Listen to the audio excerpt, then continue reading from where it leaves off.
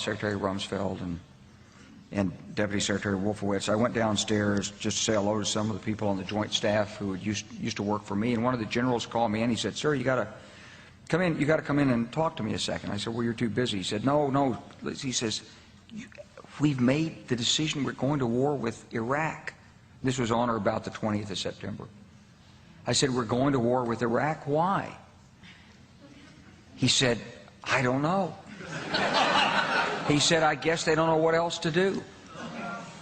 So I said, "Well, did they find some information connecting Saddam to Al-Qaeda?" He said, No. He says, "There's nothing new that way. They've just made the decision to go to war with Iraq."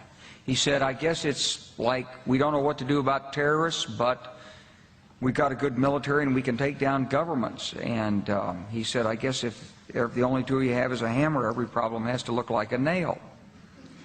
So I came back to see him a few weeks later, and by that time we were bombing in Afghanistan. I said, "Are we still going to war with Iraq?" And he said, "Oh, it's worse than that." He said, he reached over on his desk, he picked up a piece of paper, and he said, I just got this down from upstairs," meaning the Secretary of Defense's office today, and he said, "This is a memo that describes how we're going to take out 7 countries in 5 years, starting with Iraq and then Syria, Lebanon, Libya, Somalia, Sudan, and finishing off Iran." The truth is about the Middle East is, had there been no oil there, it would be like Africa. Nobody is threatening to intervene in Africa. The problem is the opposite. We keep asking for people to intervene and stop it.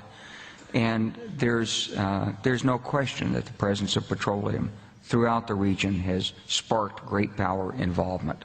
Whether that was the specific motivation for the coup or not, I can't tell you, but there's always been this attitude that somehow we could intervene and use force in the region.